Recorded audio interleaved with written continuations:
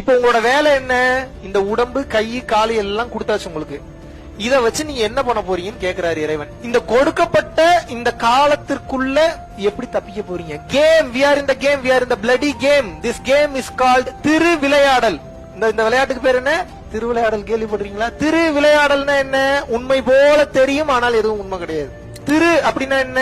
இறைவனை குறிப்பது. திரு என்றால் இறைவன் என்ற அர்த்தம். திருக்குறள், திருப்பாவை, திருக்குரான். அந்த திரு அப்படின்னா இறைவனின் வார்த்தைன்னு அர்த்தம். திருவம்பாவை, திரு ஞான சம்பந்தர். எப்படி பாருங்க, அந்த திரு அப்படின்னா இறைவன் அர்த்தம். திரு விளையாடல் அப்படின்னா என்ன? இறைவனின் விளையாட்டுன்னு அர்த்தம். அப்ப இந்த கேம்ல புத்திசாலி என்ன பண்ணுவான்? இது சீரியஸா பார்க்க மாட்டான், ஜாலியா விளையாடி ஜெயிப்பான். எப்படி ஜெயிக்கணும்? கேம் என்னன்னு தெரிஞ்சு போச்சு. கேம் என்ன? எக்ஸிட் ஆகணும், இந்த பசில் இருந்து எக்ஸிட் ஆகணும். எப்படி எக்ஸிட் ஆகணும்? மோட்சம் அல்லது முக்தி, பிறப்பிறப்பற்ற நிலைக்கு போகணும்னு எக்ஸிட் ஆகணும். இந்த கேம் எப்படி கட்டமைச்சிருக்கான்? பொண்டாட்டி ரியலிஸ்டிக்காவே தெரியுமா, ஒரிஜினல் மாதிரியே இருப்பான். புருஷன் ரொம்ப ஒரிஜினலாவே பேசுவாரு.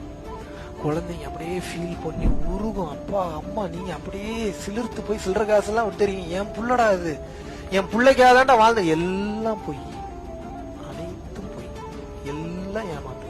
மாயை எப்படி தெரியுமா கிரியேட் பண்ணிருக்கான்? நீங்க நினைச்சு பார்க்க முடியாது. ஒரு சின்ன பிசுறு கூட இல்லாம, ஒரு சின்ன எரர் இல்லாம கிரியேட் பண்ணிருக்காங்க. நீங்க கண்டுபிடிக்கவே முடியாது இது பொய். வாய்ப்பே இல்ல. எழுதி தரேன் நான். நீங்க எங்க சுத்தினீங்கன்னாலும் ஒரிஜினலாவே தெரியும் எல்லாமே. அதுக்காக உங்களை எதுவும் நான் என்ஜாய் பண்ண வேணான்றேன்னா என்ஜாய் பண்ணுங்க.